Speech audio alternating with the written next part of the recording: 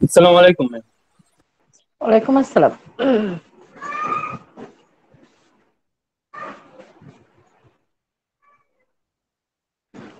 আসসালামু আলাইকুম। তোমরা সবাই ভালো আছো? আলহামদুলিল্লাহ মিস, আপনি ভালো আছেন? এই তো আলহামদুলিল্লাহ বাবা।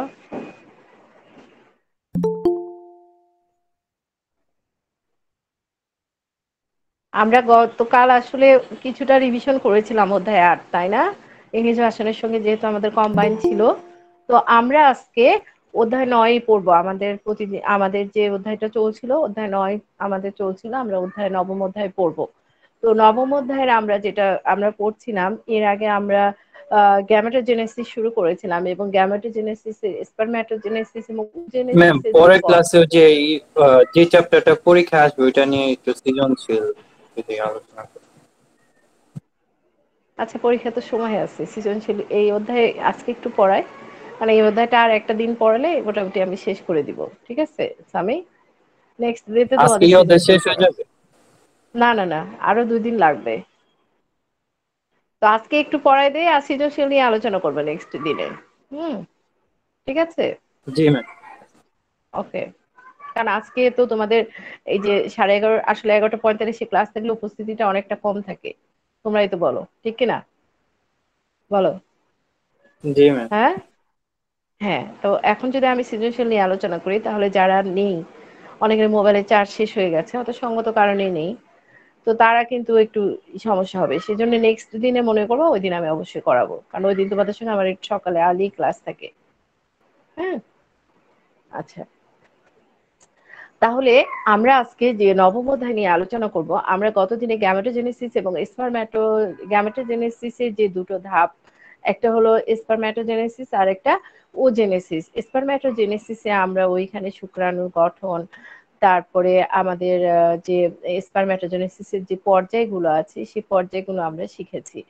এবং এখন ওজেনেসিসের যে পর্যায়টা আছে আমরা এটা দেখেছি কিভাবে বিভাজন হয়, মায়োটোসিস, তারপরে লাস্টে মায়োসিস বিভাজন হয়, এবং এখানে কিছু ডিম্বাণু উৎপন্ন হয়, পোলার বডি উৎপন্ন হয়, তার মধ্যে পোলার বডি গুলো নষ্ট হয়ে যায় আর ডিম্বাণুগুলো কি হয়, থেকে যায়। তো আমরা আজকে এই যে আমাদের যে ওজেনেসিস আছে, এই ওজেনেসিসে দেখো তোমাদের ডিম্বাণুর গঠনটা আমি পড়াইনি, আসলে ডিম্বাণুর গঠনটা তোমরা নিজেরা পড়ে নিবা। এখন আমি যেটা পড়াবো সেটা হলো গ্যামেটোজেনেসিসের যে তাৎপর্য। হুম, গ্যামেটোজেনেসিসের যে তাৎপর্য, আমি ওজেনেসিসে মানুষের ডিম্বাণুর গঠনের শুধু যে তিনটা অংশ আছে, তাহলে আমি শুধু এই তিনটা অংশের নাম তোমাদেরকে পড়াচ্ছি। যে মানুষের ডিম্বাণুর গঠন, অবশ্যই ডিম্বাণু হয় কাদের? হ্যাঁ, কাদের, পুরুষের না স্ত্রীর? কাদের বলো? স্ত্রী। স্ত্রীদের ক্ষেত্রে। তাহলে আমরা স্ত্রীদের ক্ষেত্রে যে ডিম্বাণুর, আমরা এই ডিম্বাণুটা আমরা জানি যে স্ত্রীদের ক্ষেত্রে হয় হলো ডিম্বাণু, এবং স্ত্রী জনন কোষে এটা পাওয়া যায়। এবং এই যে ডিম্বাণু আছে, এই ডিম্বাণুকে একটা ডিম্বাণুটা যখন ম্যাচিউর হয়, মানে পরিপক্ক হয়, এই ডিম্বাণুটা যখন পরিপক্ক হয় তখন তাকে তিনটা অংশে ভাগ করা যায়। তাহলে আমরা মানুষের ডিম্বাণুর গঠনে আমরা দেখবো যে ডিম্বাণুটা যখন পরিপক্ক হয় তখন সেটাকে কয়টা ভাগে ভাগ করা যায়? তিনটা অংশে ভাগ করা যায়। সেই তিনটা অংশ কি কি? এক নাম্বার হলো ডিম্বাণু ঝিল্লি। বোর্ড দেখা যাচ্ছে? তোমরা বোর্ড দেখতে পাচ্ছ? জি ম্যাম। হ্যাঁ, আজকে আমাদের এদিকে নেটের খুব প্রবলেম হচ্ছে সকাল থেকে। আমি কলেজের কিছু কাজ করব, আমি ওপেনই করতে পারিনি। হ্যাঁ, আমাদের একটা সার্চ মডিউল আছে গুগলে, আমি ওপেনই করতে পারছি না, মানে এত প্রবলেম হচ্ছে কেন জানি। সাইটোপ্লাজম একটা হলো ডিম্বাণু ঝিল্লি। তাহলে আমরা পরিণত যে আমাদের আমরা ডিম্বাণু, পরিণত যে আমরা ডিম্বাণু দেখি, এই পরিণত ডিম্বাণুর ক্ষেত্রে তিনটা অংশ দেখা যায়, একটা ডিম্বাণু ঝিল্লি, সাইটোপ্লাজম, আর একটা হলো নিউক্লিয়াস।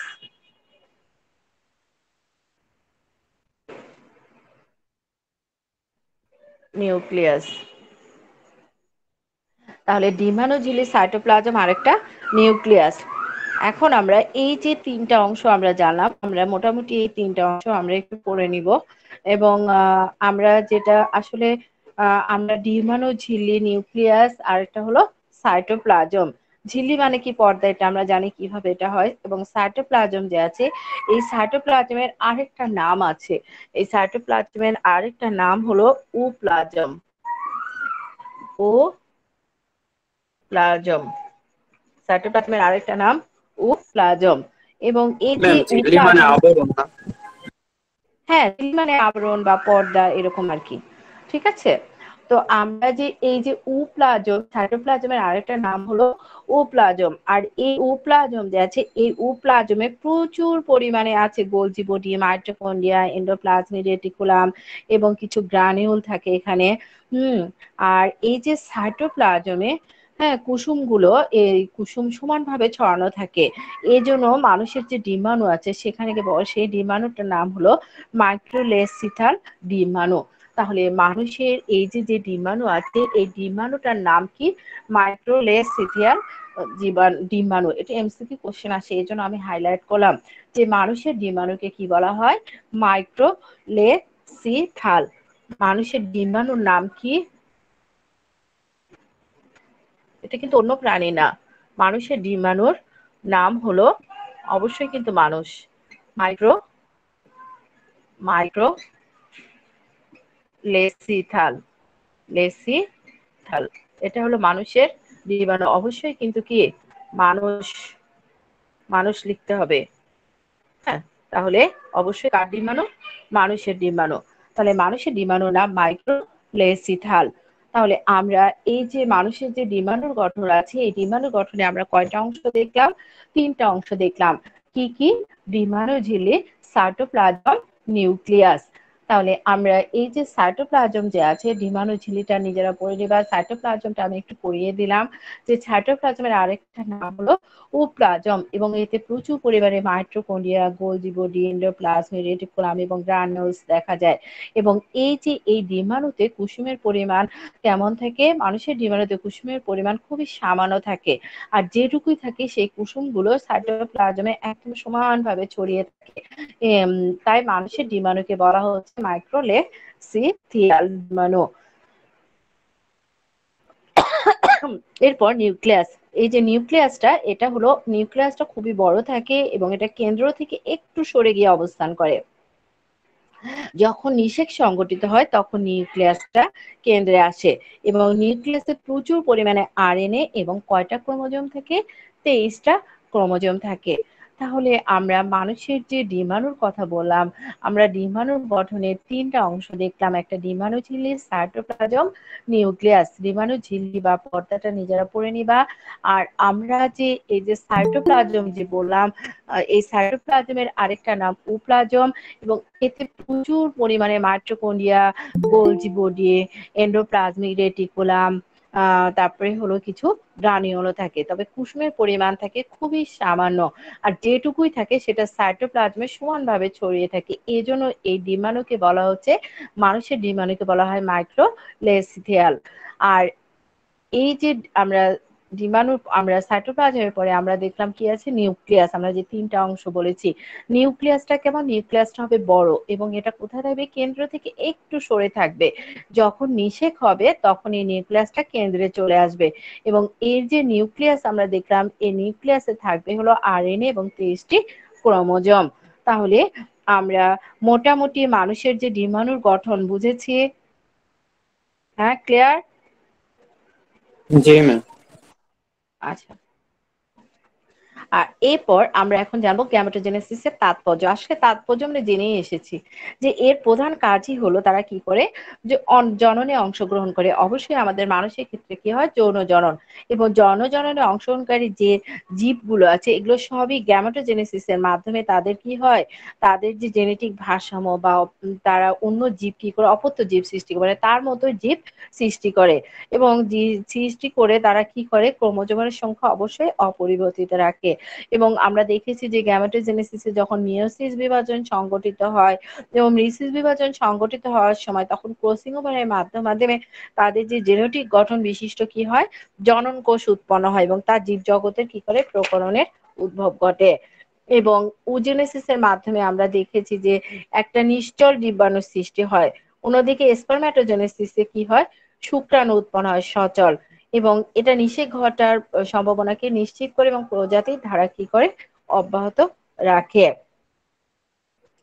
এরপর ডিম্বাণুতে যে কুসুমটা সঞ্চিত থাকে সেটা নিষেক পরবর্তী ভ্রূণ যে বিকাশ, এটার জন্য প্রয়োজনীয় পুষ্টির যোগান দেয়। তাহলে আমরা মোটামুটি গ্যামেটোজেনেসিস শেষ করলাম। এখন আমরা জানবো নিষেক কি। আমরা নিষেক জানার আগে নিষেকের সংজ্ঞাটা তোমাদের বইয়ে ভালো দেওয়া নেই। তোমরা নিষেকের সংজ্ঞাটা সবাই লিখে নাও। হ্যাঁ, নিষেক কি এটা পরীক্ষায় আসে। হুম, তাহলে নিষেকের সংজ্ঞাটা আমি লিখে দিচ্ছি, সবাই লিখে নিবে।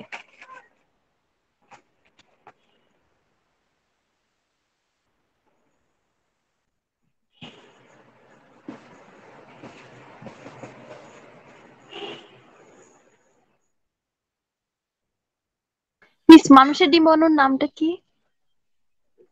মাইক্রোলেসেথিয়াল। মাইক্রো কি? মাইক্রোলেসিথাল। মাইক্রোলেসিথাল শুনতে পাচ্ছ? হ্যাঁ, মাইক্রোলেসিথাল। তাহলে নিষেক কি? নিষেক কি সবাই সুন্দর করে লিখবে, কারণ এটা তোমাদের বই ডেফিনেশনটা ভালো নেই, আমি বলছি। লেখো, যে প্রক্রিয়ায় শুক্রাণু এবং ডিম্বাণু মিলিত হয়ে যে প্রক্রিয়ায় যে প্রক্রিয়ায় শুক্রাণু শুক্রাণু ও ডিম্বাণু যে প্রক্রিয়ায় শুক্রাণু ও ডিম্বাণু মিলিত হয়ে মিলিত হয়ে মিলিত হয়ে এদের হ্যাপ্লয়েড হ্যাপ্লয়েড হ্যাপ্লয়েড সবাই লিখবে। যে প্রক্রিয়ায় শুক্রাণু ও ডিম্বাণু মিলিত হয়ে এদের হ্যাপ্লয়েড ক্রোমোসোম বাহী নিউক্লিয়াসের হ্যাপ্লয়েড ক্রোমোসোম বাহী ক্রোমোসোম বাহী নিউক্লিয়াসের নিউক্লিয়াসের নিউক্লিয়াসের নিউক্লিয়াসের মিলন ঘটিয়ে মিলন ঘটিয়ে মিলন ঘটিয়ে ডিপ্লয়েড ডিপ্লয়েড ডিপ্লয়েড কি ডিপ্লয়েড কি কি টয়েজের না শুধু এন হুম কে বলতে পারে না আমরা হ্যাপ্লয়েড ডিপ্লয়েড চিনি না? এর অর্ধেকটা হ্যাপ্লয়েড আর এটা হলো ডিপ্লয়েড। হ্যাঁ, তাহলে ডিপ্লয়েড ক্রোমোসোম বিশিষ্ট ডিপ্লয়েড ক্রোমোসোম বিশিষ্ট বিশিষ্ট ক্রোমোসোম বিশিষ্ট জাইগোট জাইগোট গঠন করে গঠন করে তাকে কি বলে? নিষেক বলে। তাকে নিষেক বলে। তাহলে আমরা দেখলাম নিষেক কাকে বলে? যে প্রক্রিয়ায় শুক্রাণু ও ডিম্বাণু মিলিত হয়ে এদের হ্যাপ্লয়েড ক্রোমোসোম বাহী নিউক্লিয়াসের মিলন ঘটিয়ে ডিপ্লয়েড ক্রোমোসোম বিশিষ্ট জাইগোট গঠন করে তাকে কি বলে? নিষেক বলে।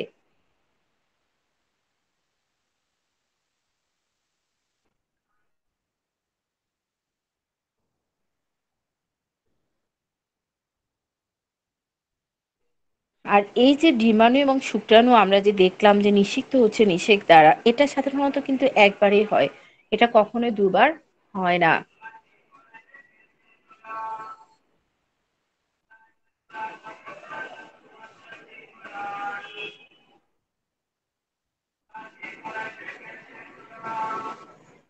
তাহলে নিষেক কি আমরা লিখেছি? সবাই লিখছে?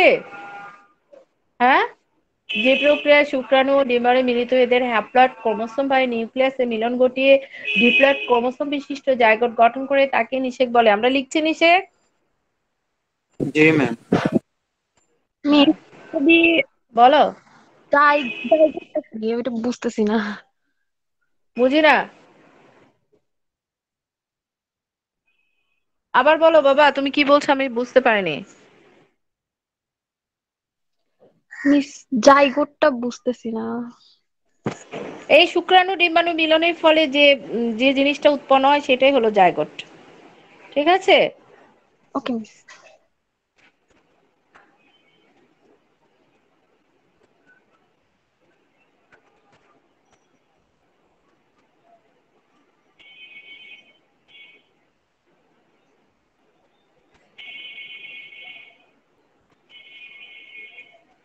লেখা শেষ? সবাই লিখেছো? জি মিস। লেখা শেষ বাবা? হ্যাঁ, লেখা শেষ সবার? সামি লেখা শেষ? জি ম্যাম। ওকে, তাহলে বলতে হবে তো। আর সবাই লেখা শেষ বাবা? ধরে নেবো সবার শেষ? মাইক নাই সবার নাকি? হ্যাঁ, শেষ। শেষ। প্রতীক জয়েন করেছো? রোবায়ত জয়েন করেছো? সাব্বির জয়েন করেছো? সাব্বির? সাব্বির তো প্রতিদিন ক্লাস করে, আজকে কি হলো? আচ্ছা, এখন নিষেকের দেখো এখানে নিষেকের যে প্রক্রিয়া ধাপগুলো দেওয়া আছে, প্রক্রিয়া ধাপগুলো নিজেরা একটু পড়ে নেবা কষ্ট করে, ঠিক আছে? ম্যাম এই চ্যাপ্টারটা আসলে অনেক কিছু আমাকে আমি পড়াতে মানে একটু একটু করে অমিট করে যাই। তো আমরা এখন নিষেকের যেটা মোটামুটি দরকার সেটা আমি পড়াই চেষ্টা করি। তো আমরা নিষেকের যে গুরুত্ব এবং তাৎপর্য আছে আমরা এটা পড়বো। কারণ নিষেকের গুরুত্ব এবং তাৎপর্য এটা খুব পরীক্ষায় আসে যে নিষেকের গুরুত্ব এবং তাৎপর্য কি। হুম।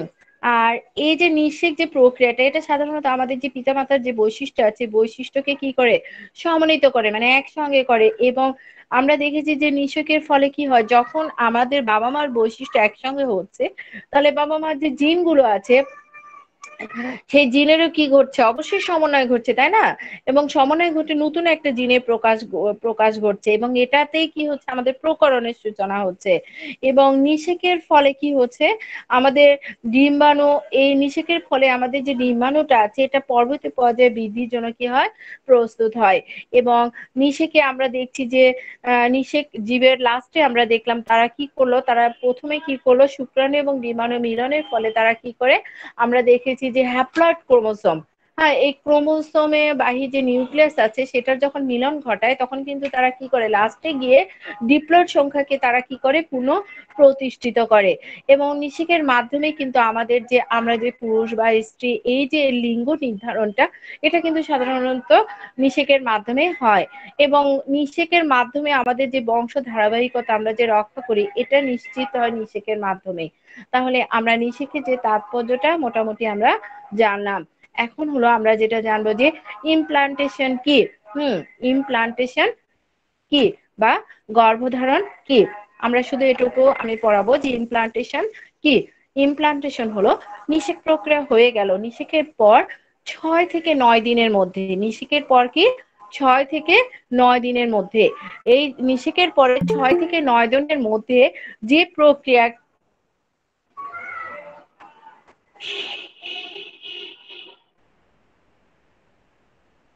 তাহলে আমরা দেখলাম যে নিষেক হয়ে গেল, নিষেকের পর 6 থেকে 9 দিনের মধ্যে এই প্রক্রিয়া আমরা নিষেকের জায়গোট পেয়েছি, শুক্রাণু এবং ডিম্বাণুর মিলনের ফলে আমরা নিষেক প্রক্রিয়া জায়গোট পেয়েছি। আর এই জায়গোটটা কি হবে, এটা যখন ব্লাস্টোসিল অবস্থায় সে কি করবে, জরায়ু যে আছে আমাদের জরায়ুর এন্ডোমেট্রিসিয়ামে সে কি করবে সংস্থাপিত হবে, তাকে বলা হয় গর্ভধারণ বা ইমপ্লান্টেশন।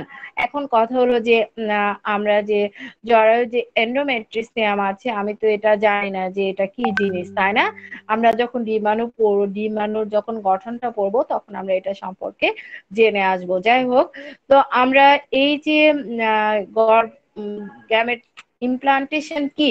ইমপ্লান্টেশন হলো আমরা নিষেকের 6 থেকে 9 দিনের মধ্যে জাইগোটের যে ব্লাস্টোসিল আছে এটা এটা ব্লাস্টোসিল অবস্থায় জরায়ুর কোথায় এন্ডোমেট্রিসিয়ামে। এন্ডোমেট্রিসিয়াম এটা আসলে আমরা বললাম তো যে ঝিল্লি যখন পড়বো তখন এখানে দেখবো এখানে সংস্থাপিত হবে। তখন তাকে বলা হচ্ছে গর্ভধারণ বা ইমপ্লান্টেশন। পরীক্ষায় কিন্তু আসে যে ইমপ্লান্টেশন কি। হুম। পরীক্ষায় সব মাঝে মাঝে আসে এবং অনেকবার এসেছে এই জন্য এটা আসলে অনেক গুরুত্ব।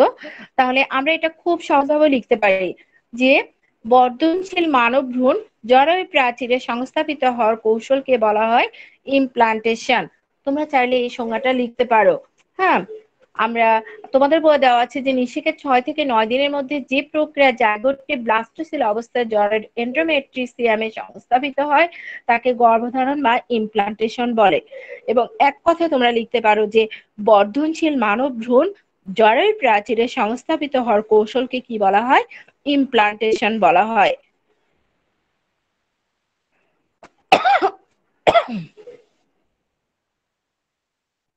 তাহলে আমরা ইমপ্লান্টেশন বুঝেছি। প্লিজ ইমপ্লান্টেশন আরেকবার কি, বলেন। বর্ধনশীল মানব ভ্রূণ জরায়ুর প্রাচীরে সংস্থাপিত হওয়ার কৌশলকে ইমপ্লান্টেশন বলে। আমি লিখে দিচ্ছি, বর্ধনশীল বর্ধনশীল মানব ভ্রূণ মানব আরে বোর্ড মানব ভ্রূণ ভ্রূণ জরায়ুর প্রাচীরে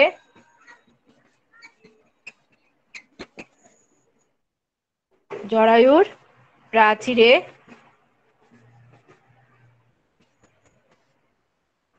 সংস্থাপিত সংস্থাপিত হওয়ার হওয়ার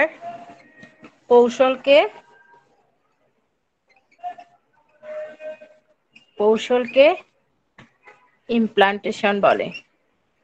ইমপ্লান্টেশন বলে। তাহলে বর্ধনশীল মানব ভ্রূণ জরায়ু প্রাচীরে সংস্থাপিত হওয়ার কৌশলকে কি বলা হয়? ইমপ্লান্টেশন বলে। হ্যাঁ, দেখা যাচ্ছে বোর্ডে? দেখতে পাচ্ছ তোমরা?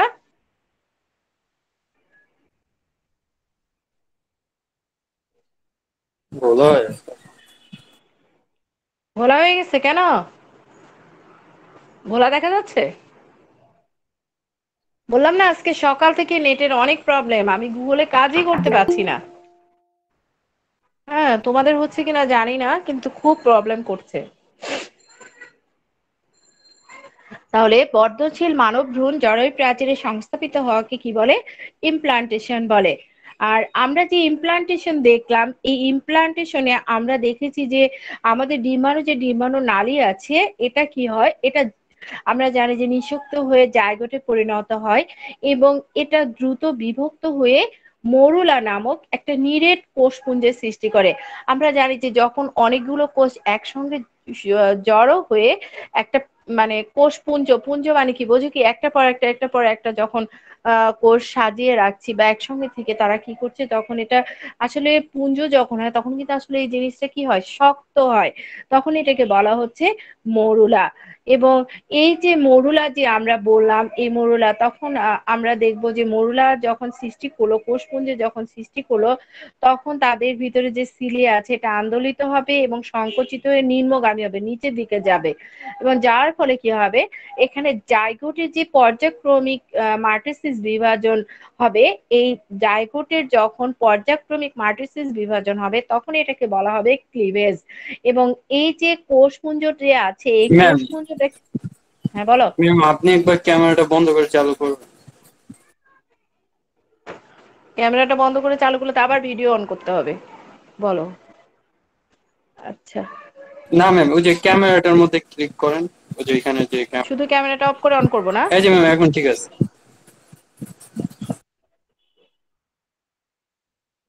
এখন ঠিক আছে?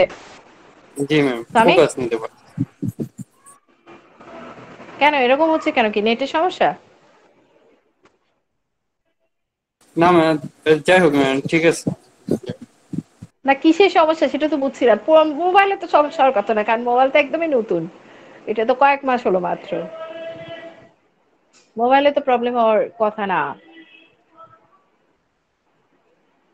আচ্ছা যাই হোক, তাহলে আমরা যে ইমপ্লান্টেশন পড়ছি, ইমপ্লান্টেশনে আমরা দেখছি যে আমাদের এখানে আমার ডিম্বাণুর যে ডিম্বনালী আছে সেখানে কি হয়, তার যে ডিম্বনালীর এখানে তার উপরের দিকে নিষিক্ত হয়ে কি হবে, জাইগোটে পরিণত হবে এবং এটা কি হবে, বিভক্ত হয়ে তারা কি করবে, কোষপুঞ্জ গঠন করবে। সেটা কেমন হবে, নিরেট। এবং এটা নিরেট যে কোষপুঞ্জ, এটাকে বলা হচ্ছে মরুলা।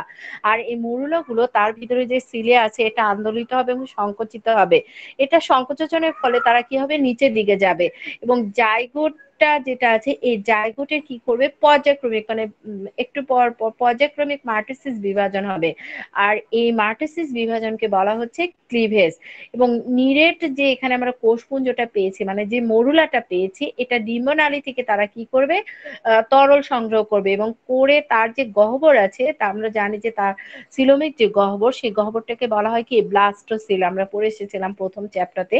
এই যে ব্লাস্টোসিল সমন্বিত যে কোষ স্তর আছে, এটা কি হবে, ব্লাস্টোসিস্টে পরিণত হবে এবং ব্লাস্টোসিস্টে প্রায় অনেকগুলো কোষ থাকবে, বলা হয় যে 100 এর মতো, কিন্তু আসলে এখানে কত থাকে বলা যায় না, তবে 100 বা 100 এর বেশি বা কমও থাকতে পারে। এবং প্রত্যেকটা যে কোষ আছে ব্লাস্টোসিস্টে, এই কোষগুলোকে আলাদা আলাদা, মানে এক একটা কোষকে বলা হচ্ছে ব্লাস্টোমেয়ার। এবং এই যে ব্লাস্টোমিয়ারের যে স্তর আছে, এটাকে বলা হয় ট্রোফোব্লাস্ট। ব্লাস্টোমিয়ারের স্তরকে বলা হয় ট্রোপোব্লাস্ট। আর এই যে এগুলো 4-5 দিনের ভিতর যখন ব্লাস্টোসিলটা জরায়ুর মধ্যে এসে পৌঁছাবে, তখন দু একদিনের মধ্যে তার যে জোনা পেলেসিটার যে আবরণটা, এই আবরণটা হলো অদৃশ্য হয়ে যাবে। এবং এই যে ট্রোফোব্লাস্ট যে কোষটা আছে, এটা জরায়ুর যে প্রাচীর আছে, এই কোষের এই প্রাচীরে তারা কি হবে, জরায়ুর আসলে একদম ভিতরের প্রাচীর, কিন্তু এখানে ভিতরের প্রাচীরে যে কোষ আছে সেই কোষের মধ্যে তাদের কি হবে, সংযোগ স্থাপন হবে। এবং এই যে ব্লাস্টোসিস এবং এন্ডোমেট্রিসিয়াম, এখানে যে এখানকার ভিতরে যে টিস্যু আছে, আবরণী টিস্যু, সেটা কি করবে, ট্রোফোব্লাস্ট থেকে যে এনজাইম নিঃসৃত হবে, এই এনজাইমের ফলে তারা সেটা গলে যাবে। হ্যাঁ, তখন আবরণী টিস্যুটা গলে যাবে এবং গলে যাওয়ার ফলে কি হবে, ব্লাস্টোসিস্ট সেখানে যুক্ত হবে। তাহলে দেখো ওখানে কিন্তু গাম নেই, কিছু নেই, সেখানে কি হচ্ছে, আবরণী টিস্যুটা এনজাইমের প্রভাবে গলে যাচ্ছে, গলে গিয়ে তখন কি হচ্ছে, তারা ব্লাস্টোসিস্টকে সেখানে যুক্ত করে নিচ্ছে। এবং নিষেকের ষষ্ঠ থেকে নবম দিনের মধ্যে কি হবে, আহ এখানে যে নিষিক্ত ডিম্বাণু বা জাইগোট আছে, সেটা জরায়ুর ভিতরের প্রাচীরের নাম হলো এন্ডোমেট্রিসিয়াম। এই এন্ডোমেট্রিসিয়ামে তারা আবদ্ধ হবে এবং জরায়ুর এন্ডোমেট্রিসিয়ামে ব্লাস্টোসিস্টে প্রথিত হওয়ার এই প্রক্রিয়াটার নামই হচ্ছে ইমপ্লান্টেশন। ঠিক আছে, তাহলে ইমপ্লান্টেশন কি আমরা বুঝেছি? বুঝেছি? হ্যাঁ, কারো রেসপন্স নেই কেন? কি ম্যামের কথা শোনা যাচ্ছে না? জি মিস। মিস আচ্ছা, বসুন হ্যাঁ বলো। মিস হ্যাঁ লিংক দেওয়া হয়েছে ম্যাম ম্যাম, আরেকবার প্রেজেন্টের। বলবেন? হ্যাঁ দিব লিঙ্ক, ঠিক আছে, আরো 5 মিনিট পরে লিঙ্ক দিব, লিঙ্ক দিলে তো তুমি চলে যাবা। না ম্যাম, ওই যে তো কেটে যখন গেছিল তো কল, আবার ঢুকছে এই জন্য বললাম। আচ্ছা, সমস্যা নাই, লিঙ্ক দিই না এখনো বাবা, শেষের দিকে দিব। তাহলে ইমপ্লান্টেশনটা এটা আসলে কিছুই না। আমরা ইমপ্লান্টেশন বলতে যেটা দেখলাম যে নিষেক ঘটলো, আমরা জানি নিষেক প্রক্রিয়া কি, এখানে শুক্রাণু এবং ডিম্বাণু মিলন হলো, মিলনের ফলে কি হলো, জাইগোট উৎপন্ন হলো। আর যখনই জাইগোট গঠিত হলো তখন সেই প্রক্রিয়াটিকে বলা হচ্ছে নিষেক। আর এই যে নিষেকের পর 6 থেকে 9 দিনের মধ্যে জাইগোটটা যখন ব্লাস্টোসিস্ট অবস্থায়, ব্লাস্টোসিস্টটা কি আমরা একটু আগে জানলাম যে ব্লাস্টোসিস্টটা হলো, আমরা জানি যে আমাদের যারা ত্রিস্তরী প্রাণী যারা, তাদের যে সিলোমিক যে গহ্বরটা আছে, সেই গহ্বরটাকে বলা হয় কি, সে গহ্বরটা কি দিয়ে পরিণত থাকে, ব্লাস্টোসিস্ট, তাই না, আমরা এটা জেনে এসেছিলাম। এবং এই যে ব্লাস্টোসিস্ট যে গহ্বরটা আছে, এখানে তারা কি হয়, তাদের এই গহ্বরটা তারা ডিম্বনালী থেকে যখন তরল সংগ্রহ করে, সংগ্রহ করার পর তখন ব্লাস্টোসিস্টে পরিণত, এটাই হলো ব্লাস্টোসিস্ট। আর এই ব্লাস্টোসিস্টটা কি হয়, জরায়ুর যে এন্ডোমেট্রিসিয়াম, এন্ডোমেট্রিসিয়াম মানে জরায়ুর যে ভিতরের প্রাচীর, এই ভিতরের প্রাচীরে সংস্থাপিত হয়, তখন তাকে বলা হয় ইমপ্লান্টেশন বা গর্ভধারণ। আর এটা কিভাবে হয় আমরা দেখলাম যে ডিম্বাণু যে ডিম্বনালী আছে তার উপরের প্রান্ত কি হয়, নিষিক্ত হয়, নিষিক্ত হয়ে আমরা দেখলাম জায়গোটে পরিণত হয়। এবং এটা খুব দ্রুত বিভক্ত হয়, যখন বারবার বিভক্ত হয়, ডিভাইড হয়ে যায় বা ভাগ হয়ে যায়, তখন কোষগুলো কি হয়, একটা নিরেট কোষপুঞ্জের সৃষ্টি করে, মানে শক্ত। এবং এটাকে বলা হচ্ছে মরুলা। এবং মরুলাটা কি হবে, সেখানে যে মরুলা যখন সৃষ্টি হলো তখন আমরা দেখলাম যে সেখানে যে সিলিয়া আছে ডিম্বনালীর, সেই সিলিয়াগুলোর আন্দোলন এবং সংকোচনের ফলে তারা কি হবে, নিচের দিকে যাবে। এবং তখন জাইগোটটা কি হবে, মার্টেসিস বিভাজন ঘটবে জাইগোটের, এবং বারবার বিভাজনটা ঘটবে, এই যে পর্যায়ক্রমিক যে বিভাজন ঘটবে জাইগোটের, এটাকে বলা হয় হলো ক্লিভেজ। এবং নীরের যে কোষপুঞ্জটা মানে মরুলা যে আছে, এটা ডিম্বনালী থেকে তারা সংগৃহীত তরল তখন কি করে, এটা পূর্ণ যে গহ্বর সেটা কি হয়, ব্লাস্টোসিল আমরা জানি। এবং ব্লাস্টোসিল পরবর্তীতে কি হয়, এককোষ স্তরীয় ব্লাস্টোসিস্টে পরিণত হয়। আর এই ব্লাস্টোসিস্টে অনেকগুলো কোষ থেকে, প্রায় 100টার মতো বা তার চেয়ে কম বেশিও হতে পারে। এবং প্রত্যেকটা যে কোষ থেকে ব্লাস্টোসিস্টে, এই কোষটাকে বলা হচ্ছে ব্লাস্টোমিয়ার। এবং এই ব্লাস্টোমিয়ারের যে স্তরগুলো আছে, স্তরগুলোকে বলা হচ্ছে ট্রোফোব্লাস্ট। হুম।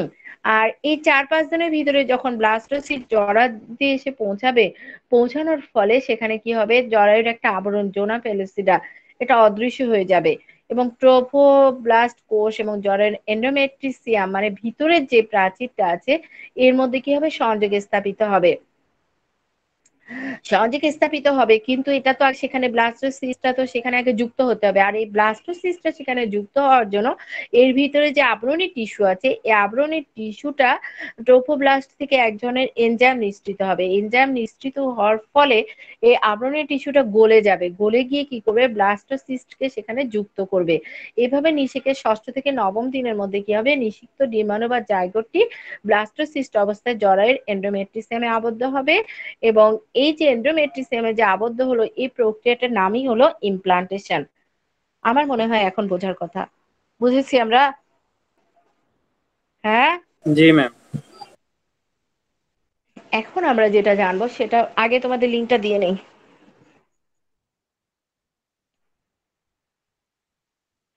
তোমাদের এই চ্যাপ্টারে প্রশ্ন জিজ্ঞেস করা হয় না, না?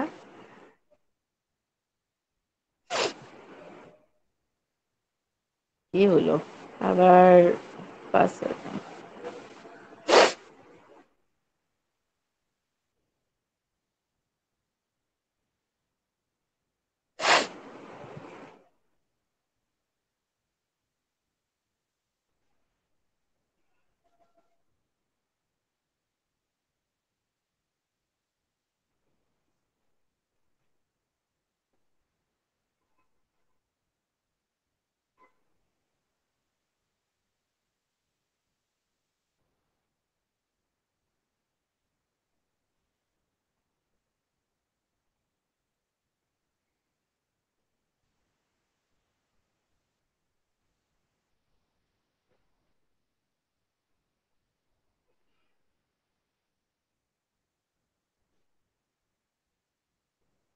এভাবে তোমাদের অ্যাটেন্ডেন্স লিঙ্ক দিয়ে দিয়েছি, তোমরা অ্যাটেন্ডেন্সটা দিয়ে দাও।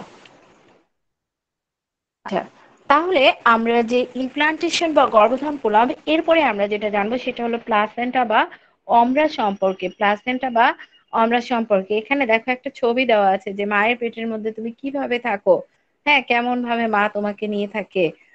এই ছবিটা দিয়ে আমি কেন ছবিটা দেখতে বললাম, কারণ এই ছবিটা দিয়েই তোমাদের হলো ইয়ে আসে, উদ্দীপক আসে। এই জন্য এই ছবিটা খেয়াল রাখবে, কারণ এই ছবিটা দিয়ে অনেক উদ্দীপক আসে।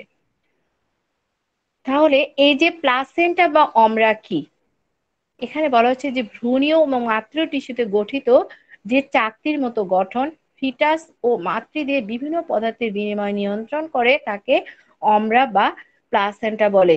এখন কথা হলো যে ফিটাসই তো জানি না। আমি সেদিন বলেছিলাম, কে যেন বলেছিলাম, ম্যাডাম ফিটাস কি, ভ্রূণটাই আসলে ফিটাস। আসলে ভ্রূণটা ফিটাস ঠিক আছে, কিন্তু এই ভ্রূণটা যখন মানুষের অবয়ব লাভ করে, মানে কিছুটা মানুষের আকৃতি লাভ করে যখন এই ভ্রূণটা, তখন তাকে বলা হয় ফিটাস। সেটা সাধারণত 8 সপ্তাহ পরে শুরু হয়। তাহলে এই যে 8 সপ্তাহ পরে ভ্রূণ যখন প্রায় মানুষের অবয়ব লাভ করে, তখন তাকে ফিটাস বলে।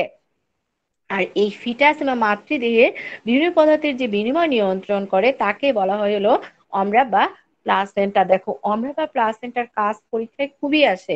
আমরা কিন্তু সংজ্ঞা থেকে একটা কাজ সুন্দরভাবে লিখতে পারি, সেটা হলো যে ফিটাস এবং মাতৃদেহের মধ্যে বিভিন্ন পদার্থের বিনিময় নিয়ন্ত্রণ করে কে, অমরা। তাহলে আমরা কিন্তু এটা খুব সুন্দরভাবে লিখতে পারি। এবং পরীক্ষায় অনেক খুব আসে যে অমরা কি বা প্লাসেন্টা কি। তাহলে আমরা সুন্দরভাবে লিখবো যে ভ্রূণীয় ও মাতৃ টিস্যুতে গঠিত যে চাকতির মতো গঠন, ফিটাস ও মাতৃদেহে বিভিন্ন পদার্থের বিনিময় নিয়ন্ত্রণ করে, তাকে অমরা বা কি বলে, প্লাসেন্টা বলে। তাকে কি বলে, অমরা বা প্লাসেন্টা বলে। আর ভ্রূণীয় মাধ্যমে আর আমরা হ্যাঁ বলো। ভ্রূণীয় বোঝো না তুমি? যখন মায়ের না, এই তো ভ্রূণ তৈরি, হ্যাঁ কি বলো, মানে আমি প্রশ্নটা বুঝি নাই। লিখতেছি তো তো আমি পুরোটা লিখতে পারি নাই আপনার বলার সাথে সাথে। ভ্রূণীয় ভ্রূণীয় ও মাতৃ টিস্যুতে গঠিত, ভ্রূণীয় ও মাতৃ টিস্যুতে গঠিত যে চাকতির মতো গঠন, ভ্রূণীয় ও মাতৃ টিস্যুতে গঠিত যে চাকতির মতো গঠন, ফিটাস ফিটাস ও মাতৃদেহে বিভিন্ন পদার্থের বিনিময় নিয়ন্ত্রণ করে, তাকে অমরা বা প্লাসেন্টা বলে। ঠিক আছে, আমরা বুঝেছি।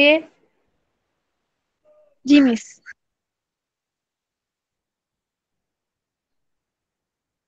আসলে এটা কোরিয়নের একটি অংশ যার মাধ্যমে ফিটাস ও মায়ের মধ্যে যোগাযোগ তৈরি হয় এবং যখন নিষেক হয় নিষেকের 12 সপ্তাহ পরে প্লাসেন্টা গঠিত হয়। তাহলে 12 সপ্তাহ মানে কি 7 বারং 84, 7 বারং কি 84, তাই না? কত মাস? তাহলে প্রায় 1.5 মাস। আমরা প্রায় হলো কয় মাস? প্রায় 2.5 মাস, তাই না?